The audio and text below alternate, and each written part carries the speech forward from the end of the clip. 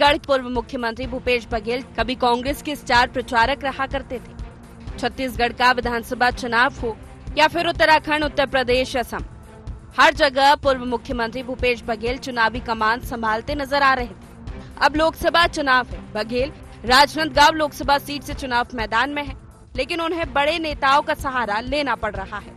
कांग्रेस की राष्ट्रीय महासचिव प्रियंका गांधी राजनांदगांव में जनसभा के माध्यम से जनता को साधते नजर आएगी। भूपेश की इस दशा और प्रियंका गांधी के दौरे पर बीजेपी तंज कस रही है। उनका राजनीतिक वजूद ही कहाँ है यहाँ पर, उनका राजनीतिक अस्तित्व ही कहाँ पर है यहाँ पर, वो किस तरीके से यहाँ पर आकर के प्रचार करेंगी, वो क्या कहेंगी, देखने का विषय तो यही है। बीजेपी के बयानों पर कांग्रेस ने पलटवार किया है। कांग्रेस का कहना है कि भूपेश बघेल के चुनाव लड़ने से बीजेपी डरी हुई है। भूपेश बघेल जी की लोकप्रियता की तुलना में बीजेपी के छत्तीसगढ़ के सारे नेता बौने हैं। भारतीय जनता पार्टी भूपेश बघेल जी के चुनाव लड़ने से डरी हुई है, सहमी हुई है। भूपेश बघेल जी के चुनाव लड़ने से न सिर्फ राजनांदगांव बल्कि छत्तीसगढ़ की 11 सीटों पर प्रभाव पड़ रहा है। छत्तीसगढ़ के प्रभावशाली लोकप्रिय नेताओं में से एक हैं श्री भूपेश बघेल।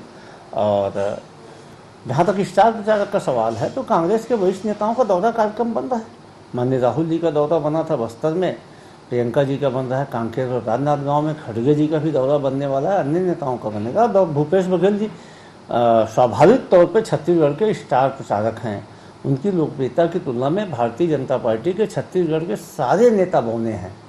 छत्तीसगढ़ की सियासत की धुरी पर इन दिनों राजनांदगांव लोकसभा सीट लगातार घूम रही है।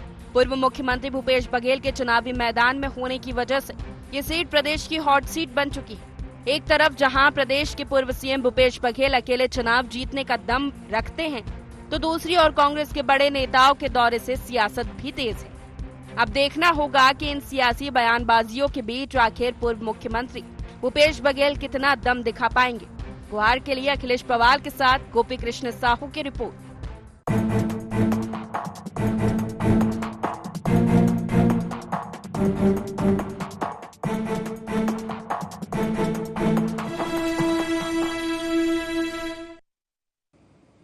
नमस्कार, गुहार छत्तीसगढ़ देख रहे हैं आप और मैं हूं आपके साथ खुशी व्यास। बीजेपी का खेल फंस गए बघेल। जी हां, छत्तीसगढ़ में 2018 विधानसभा चुनाव में कांग्रेस को जीत का सहरा पहनाने वाले पूर्व मुख्यमंत्री भूपेश बघेल को अब जीत के लिए बड़े नेताओं की जरूरत पड़ने लगी है। प्रदेश के 90 सीटों में जहां भूपेश बघेल मैदान में संभालते नजर आ रहे थे, तो वहीं लोकसभा चुनाव में अब बड़े नेताओं का सहारा ही बच गया है। अब बीजेपी से लेकर कांग्रेस पर एक बार फिर से हमलावर नजर आ रही है। तो आज इसी मुद्दे को लेकर आज हम चर्चा करेंगे। इससे पहले गुहार पॉइंट जान लेते हैं। क्या सचमुच चुनावी चक्रव्यूह में फंस गए भूपेश बघेल? राजनांदगांव के रण में भूपेश के फंसने से कांग्रेस को कितना नुकसान? भूपेश के बिना कैसा है छत्तीसगढ़ का चुनावी मैदान? बाहरी नेताओं के दौरे को भूपेश की कमजोरी से कैसे जोड़ रही भाजपा?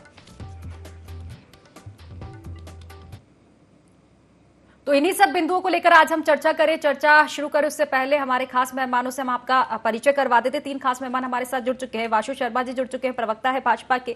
रूपेश दुबे जी हमारे साथ जुड़ चुके हैं, प्रवक्ता कांग्रेस से। बाबूलाल शर्मा वरिष्ठ पत्रकार हमारे साथ जुड़ चुके हैं। आप तीनों ही मेहमानों का बहुत बहुत स्वागत है इस खास चर्चा में। रूपेश जी, सबसे पहले मैं आप ही के पास आना चाहूंगी। देखिए, विधानसभा चुनाव हमने देखे, चाहे 2018 की बात कर लें या फिर अभी कुछ महीने पहले ही विधानसभा चुनाव हुए हैं, और इन विधानसभा चुनाव की ओर अगर हम नजर डालेंगे तो कहीं ना कहीं ये चुनाव मोदी बनाम भूपेश बघेल ही रहे थे। भूपेश के भरोसे पर आपकी सरकार, आपकी जो पार्टी थी वो चलती हुई नजर आई थी और उन्हीं के दावों का दम भर रही थी पार्टी। लेकिन अब जो परिस्थिति देखने को मिल रही है, भूपेश बघेल पहले तो स्टार प्रचारक भी रहे थे, लेकिन अब कहीं ना कहीं आपको नहीं लगता कि भूपेश बघेल को खुद अब मदद लेनी पड़ रही है? खुशी जी नमस्कार, बाबूलाल शर्मा जी को नमस्कार, वासु भाई नमस्कार। भूपेश बघेल जी आज भी स्टार प्रचारक हैं। स्टार प्रचारकों की सूची में उनका नाम है। भूपेश बघेल जी छत्तीसगढ़ में सर्वमान्य नेता थे, हैं और रहेंगे।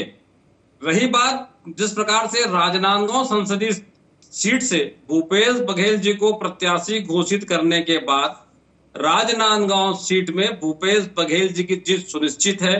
और देखिए, जब जब भी भूपेश बघेल जी राजनांदगांव आए हैं, उनके ऊपर अपराध दर्ज करने का खुला खेल भाजपा ने किया। और राजनांदगांव संसदीय सीट का इतिहास भी है कि कोई भी सांसद रिपीट नहीं हुआ है। तो इससे भाजपा बौखलाई हुई है, घबराई हुई है, डर गई है, हताश है, और इस परिप्रेक्ष्य में वो भूपेश बघेल जी पर गाहें बगाहें उल जुलूल हर बयानबाजी कर रहे हैं। देखिए, प्रियंका गांधी जी हम सबकी नेता है, अखिल भारतीय कांग्रेस कमेटी की महासचिव हैं, और जिस प्रकार से छत्तीसगढ़ में उनका दौरा हो रहा है, तो कांकेर के साथ साथ राजनांदगांव भी उनकी सभा होगी, और निश्चित रूप से कांकेर और बस्तर और राजनांदगांव और दुर्ग की जीत कांग्रेस की सुनिश्चित होगी। प्रियंका जी जो आगाज करेंगी, और भूपेश बघेल जी ने जगदलपुर में भी कांग्रेस प्रत्याशी के नामांकन में शामिल हुए, कांकेर में भी शामिल हुए, और दुर्ग में भी शामिल हुए, कोरबा में भी शामिल हुए। भूपेश बघेल जी आज भी छत्तीसगढ़ के सर्वमान्य नेता हैं, और उनके कारण वो जहां जहां जा रहे हैं वहां वहां कांग्रेस की जीत सुनिश्चित हो रही है। इससे भाजपा बौखलाई हुई है, डरी हुई है, घबराई हुई है। चलिए ठीक है, जवाब ले लेती हूँ वासु जी से। वासु जी देखिए, ठीक है, आप आरोप लगा रहे हैं कि भूपेश जी कमजोर पड़ गए हैं क्योंकि दिग्गजों का उनको सहारा लेना पड़ रहा है, जिस तरह से प्रियंका गांधी जी आ रही। लेकिन अगर आपकी पार्टी की ओर अगर हम नजर डाल ले, देखिए आपको नहीं लगता कि ज्यादा पार्टी जो दमकम है राजनांदगांव सीट पर ही भर रही है? आपके भी दिग्गज पहुंच रहे हैं। अगर कांग्रेस के दिग्गज नेताओं के राजनांदगांव पहुंचने से भूपेश बघेल कमजोर पड़ते हैं, तो फिर तो आपकी पार्टी भी कमजोरी कहलाएगी ना कहीं डर आपको भी भूपेश बघेल का। देखिए खुशी जी, सबसे पहले तो आपके सभी दर्शकों को नमस्कार।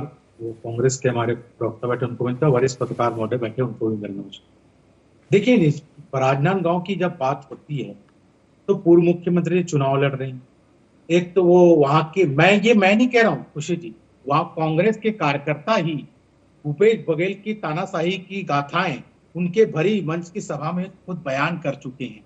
और जब वो इस बात को कह रहे थे कार्यकर्ता उनके सामने, तो जनता भी सुन रही थी, और उनके कांग्रेस के कार्यकर्ता भी ये बात घूम घूम के राजनांदगांव में कह रहे हैं। और राजनांदगांव में कांग्रेस के कार्यकर्ता ये पूछ रहे हैं कि भाई भूपेश बघेल जी जब मुख्यमंत्री हुआ करते थे तो 3-3, 4-4 शासकीय कार्यालयों को दुरुपयोग क्यों कर दिया, और कांग्रेस राजनांदगांव के जनता के साथ सौतेला व्यवहार क्यों किया भूपेश बघेल जी ने, ये राजनांदगांव की जनता पूछ रही है। अब रही बात, अब बौखलाहट और हताशा की बात कर रहे थे हमारे भाई।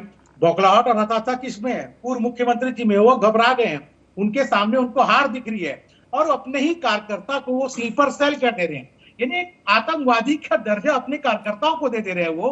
तो इस टाइप की राजनीति वो कर रहे हैं।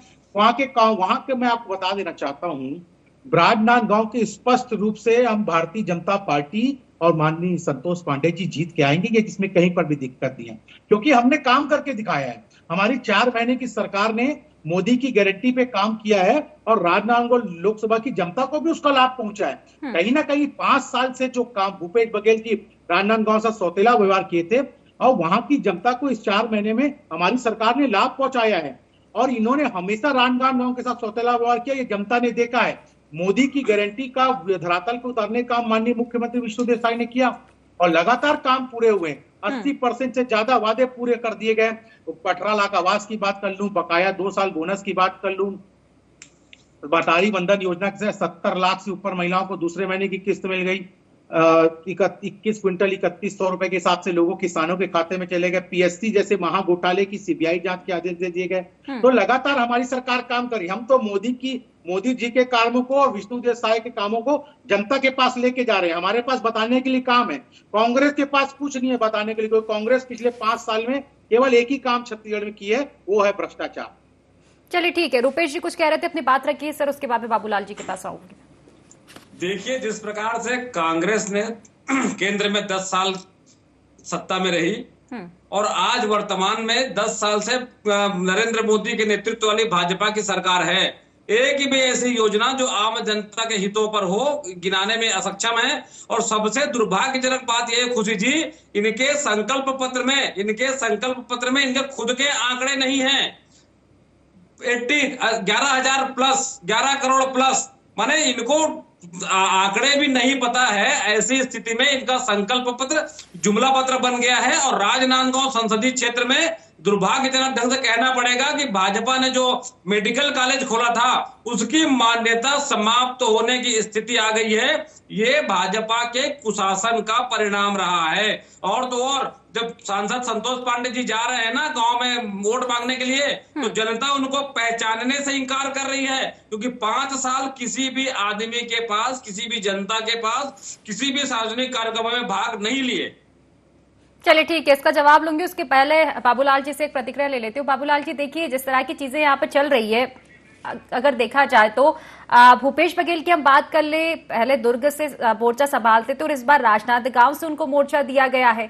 परिस्थितियां कहीं ना कहीं बदली हुई है और अभी भी देखें तो उनकी ही पार्टी उन्हें कहीं ना कहीं घेरती हुई नजर आई थी। इसको लेकर मैं आपसे जानना चाहूंगी क्या कुछ इसके मायने निकाले जाए। लोकसभा के चुनाव और विधानसभा के चुनाव बड़े फर्क होता है, दोनों में बहुत फर्क होता है। आप जब लोकसभा का चुनाव लेके जाते हैं तो राष्ट्रीय मुद्दे होते हैं, विधानसभा के चुनाव में स्थानीय मुद्दों का काम होता है। स्थानीय मुद्दों में स्थानीय नेता जो बात कहते हैं उसको ध्यान से, बिल्कुल बाबूलाल जी, देखिए फर्क पड़ता है मुद्दों का। बाबूलाल जी देखिए, जिस तरह से मैं चर्चा कर रही थी, ठीक है दुर्ग की जगह इस बार राजनांदगांव से जिम्मा दिया गया है भूपेश बघेल को, लेकिन जो एक पार्टी में असमंजस देखा गया था, इस चेहरे को लेकर बयानबाजी का दौर देखने को मिला था पार्टी के ही अंदर, तो आपको नहीं लगता कि कहीं ना कहीं एक कमजोर पहलू ये साबित हो सकता है कांग्रेस का? देखिए, दो चीजें होती है, जो चुनाव का दौर होता है, चाहे विधानसभा के चुनाव का दौर हो चाहे लोकसभा के चुनाव का दौर हो, तो अल्टी पल्टी वाला मामला शुरू हो जाता है। इस पार्टी से उस पार्टी, उस पार्टी से कुछ लोग जो असंतुष्ट होते हैं, जिनको कुछ पद नहीं मिले होते, उनको फायदा नहीं मिलता, वो लोग पलट के जाते हैं इधर उधर। उनको वहां क्या मुद्दा मिलेगा, क्या अहम रोल मिलेगा, वो अलग मुद्दा है, वो बाद की बात है। जो हम बात कर रहे थे वो ये है कि लोकसभा और विधानसभा के चुनाव का बड़ा फर्क होता है। लोकसभा के चुनाव राष्ट्रीय मुद्दों पर होते हैं, विधानसभा के चुनाव स्थानीय मुद्दों पर होते हैं। भूपेश बघेल का जो महत्व था विधानसभा में, तो निश्चित रूप से उन्होंने लीडिंग किया, पूरे 90 विधानसभा में उन्होंने दौरा किया। बहुत सारी, हालांकि राष्ट्रीय नेता भी आए, लेकिन उतने नहीं आए जितना आना चाहिए। लोकसभा का चुनाव हो जाता है, राष्ट्रीय मुद्दों की बात करनी पड़ती है, तो इसके लिए भूपेश बघेल राष्ट्रीय नेता के रूप में प्रतिष्ठा तो पा चुके हैं, लेकिन वो अकेले काफी नहीं है, क्योंकि वो खुद भी चुनाव लड़ रहे हैं। इसलिए जो है राष्ट्रीय नेताओं का आगमन जो है आवश्यक जान पड़ता है, इसलिए उन्हें बुलाया जा रहा है और ये बुलाया भी जाता है। हर बार के आप चुनाव का ध्यान रखेंगे तो ऐसा होता आया है। जहां तक सवाल है, भूपेश बघेल प्रदेश का दौरा नहीं कर पा रहे, लेकिन जा रहे हैं। उन्होंने राजनांदगांव के साथ में जो है कोरबा भी गए, कांकेर भी गए, बस्तर भी गए, तो ऐसे जा भी रहे हैं, ऐसा नहीं है, असर भी पड़ता है, क्योंकि भूपेश का अकेला चेहरा है जो इस वक्त कांग्रेस में काम कर रहा है। और दूसरे नंबर पे चरणदास महंत, टीएस सिंहदेव है। इस तरह से जो है ये सारे लोग मिलकर के जो है प्रयास कर रहे हैं। और राजनांदगांव, कोरबा, कांकेर और बस्तर में कांग्रेस जो है पूरी उम्मीद लेकर के चल रही है कि सीटें हम पा लेंगे। चांपा जांजगीर, बिलासपुर में जो है कहा नहीं जा सकता कि क्या होगा, पर टक्कर की स्थिति बनती है। रायगढ़ और सरगुजा में बराबरी की कड़ी टक्कर होगी, ऐसा महसूस हो रहा है लोगों को, क्योंकि चिंतामणि महाराज ने कांग्रेस छोड़ी है और भाजपा में है, तो लोग नाराजगी जाहिर कर रहे हैं।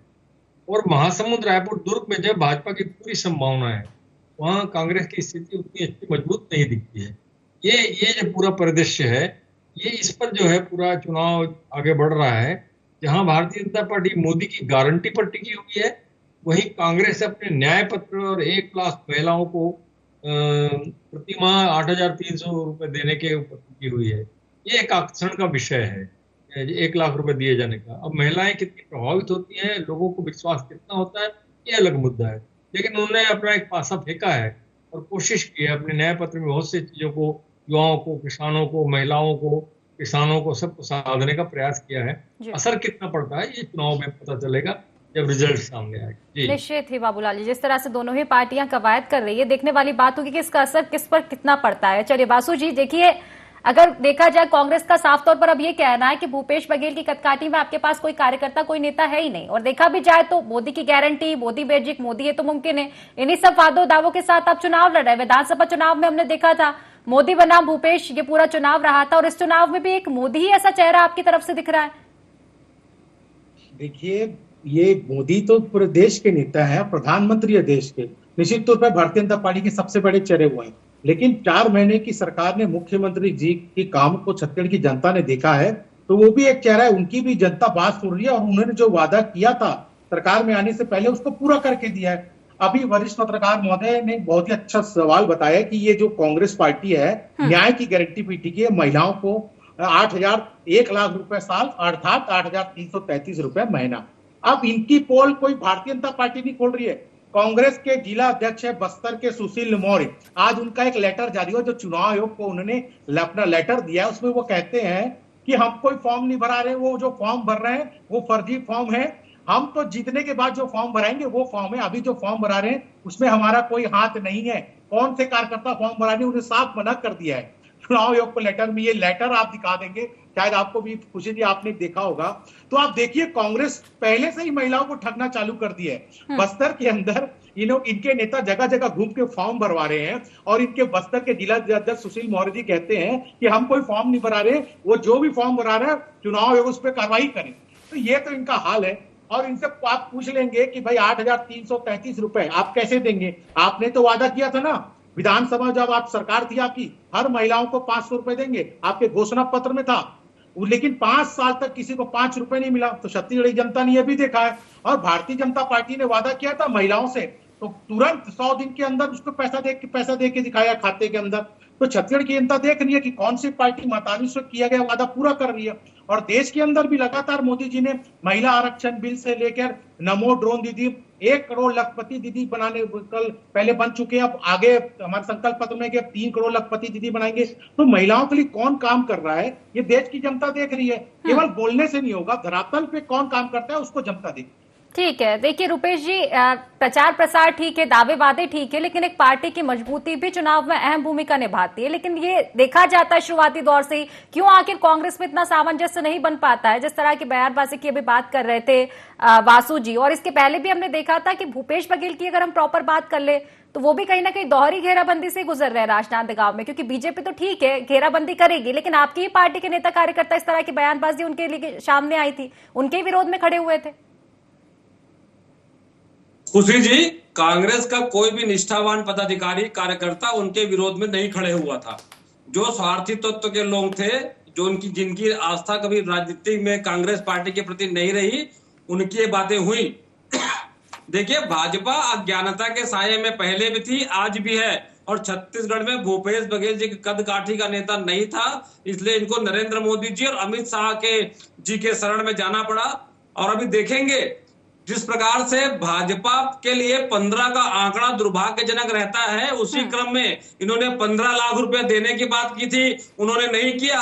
और इनके घोषणा पत्र में 15 लाख लोगों से राय शुमारी कर घोषणा पत्र बनाने की बात की है। ये 15 लाख लोगों से राय शुमारी करना तो छोड़ो, ये अपने सरकारी आंकड़ों को भी अपने घोषणा पत्र में, संकल्प पत्र में लिख नहीं सके हैं। यदि कोई सरकार काम करती तो लिखती 12,995 लोगों को हमने लाभ दिया, 1 करोड़ 292 लोगों को हमने लाभ दिया। इनके पूरे संकल्प पत्र में एक भी आंकड़ा नहीं है। 10 करोड़ लोगों से ज्यादा उनके संकल्प पत्र को लेकर प्रतिक्रिया लूंगी मैं उनसे रुपेश जी, लेकिन फिलहाल मेरा सवाल ये कि आखिर पार्टी में सामंजस्य क्यों नहीं बन पा रहा है। बार बार इसी तरह की तस्वीरें, अब तो चुनाव में कुछ ही दिन बचे हैं, 1-2 दिन मुश्किल से, 19 को तो पहली वोटिंग है। पूरी तरह से कांग्रेस पार्टी का प्रत्येक नेता, प्रत्येक कार्यकर्ता प्रतिबद्ध है नरेंद्र मोदी की सरकार जो अन्याय अत्याचार की पर्याय है उसके खिलाफ में। और सारे नेता समवेत रूप से देखेंगे आप, जब नामांकन के समय आया था तो महासमुंद संसदीय क्षेत्र में हमारे दीपक भाई जी गए थे और राजनांदगांव संसदीय क्षेत्र में हमारे सारे नेता आए थे। उसी प्रकार जब दीपक बैठी के समर्थकों की भी नाराजगी देखने को मिली थी रुपेश जी, जब कवासी लखमा जी को टिकट दिया गया तो उनकी भी नाराजगी देखने को मिली थी, और भूपेश बघेल जी की भी नाराजगी, भूपेश बघेल जी के लिए भी बहुत सारे कार्यकर्ताओं की नाराजगी देखने को मिली थी। तो आखिर ये नाराजगी क्यों? क्योंकि विधानसभा चुनाव में भी भितरघात आपकी पार्टी का, खुद ने पार्टी ने मीटिंग की थी बाद में और ये खुद बताया था कि भितरघात कहीं ना कहीं पार्टी में, तो इससे सबक सीखना चाहिए चुनाव में। खुशी जी, भूपेश बघेल जी सर्वमान्य रूप से कांग्रेस के जिला कांग्रेस कमेटी, प्रदेश कांग्रेस कमेटी के हमारे जो पदाधिकारी हैं वो, और जो लोकसभा चुनाव लड़ने को इच्छुक व्यक्ति थे, हमारे पदाधिकारी थे, उन्होंने समूहित रूप से भूपेश बघेल जी को प्रत्याशी बनाने की मांग की। राजनांदगांव संसदीय क्षेत्र में सारे कांग्रेस के पदाधिकारी कार्यकर्ता एक स्वर से भूपेश बघेल जी को प्रत्याशी बनाने की मांग की। उनकी मांग पे पार्टी हाईकमान ने निर्णय लिया। ठीक है, पार्टी हाईकमान ने निर्णय लिया, लेकिन फिर भी देखिए रुपेश जी, बयानबाजी तो आती है, फिर वो बी टीम की बात कर ले, स्लीपर सेल की बात कर ले, आपकी ही पार्टियों की ओर से बयानबाजी आती है। हालांकि क्योंकि समय की कमी है, एक छोटी सी कमेंट, इसका जवाब दे दीजिए वासु जी, फिर मैं बाबूलाल जी के पास लौटूंगी। समय की कमी है, छोटा सा जवाब प्लीज। जी, ये कह रहे हैं कि कांग्रेस हमारी घोषणा पत्र में और संकल्प पत्र में आंकड़े ही नहीं है। आंकड़े कांग्रेस को नहीं दिखेंगे। हमारे घोषणा पत्र में साफ लिखा 80+ करोड़ का मतलब होगा 80 करोड़ से ज्यादा लोगों को गरीबी रेशा राशन मिल रहा है। 50 करोड़ 292 लोगों को लिखना था। 34 लाख योजना की स्थिति जान लो। माध्यम से सीधे लाभार्थी के 34 लाख करोड़ रुपए सीधे लाभार्थियों के अकाउंट में चले गए। 4 करोड़ लोग को पीएम आवास मिल गया। ये 14 करोड़ लोग जो बेबस होता है ना, वो लगभग पे बात करता है। जो सच्चा होता है वो तथ्यों पे और सच्चाई पे बात करता है। डबल आ रही खुशी जी मुझे आवाज। हेलो जी वासु जी, आवाज मिल पा रही है?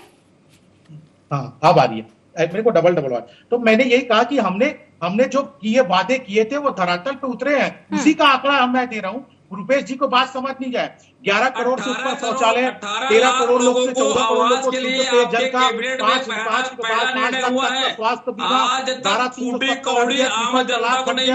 राम मंदिर बन गया। थोड़ा सा शर्म कर लो। जिस आवास के बारे में आप लोग डबलियाते थे, उसके बारे में भी आप लोग ठीक है, आपने न्याय की गारंटी दी है, आपने संकल्प पत्र दिया है, लेकिन अब ये देखने वाली बात होगी कि जनता किस पर भरोसा करती है, क्योंकि समय की कमी है। बाबूलाल जी से अंतिम प्रतिक्रिया के साथ मैं चर्चा समाप्त करूंगी। बाबूलाल जी, देखिए चुनावी दौर है और चुनावी दौरे लगातार जारी है। अगर बात कर ले बीजेपी की तो नरेंद्र मोदी जी की बात कर ले, अमित शाह की बात कर ले, नड्डा जी की बात कर ले, चुनावी मैदान में आ चुके दिग्गजों की अगर देखी जाए तो इधर प्रियंका राहुल है। क्या कुछ लगता है आपको, फिलहाल जो समीकरण बन रहे हैं, किसका डंका इस बार बचेगा?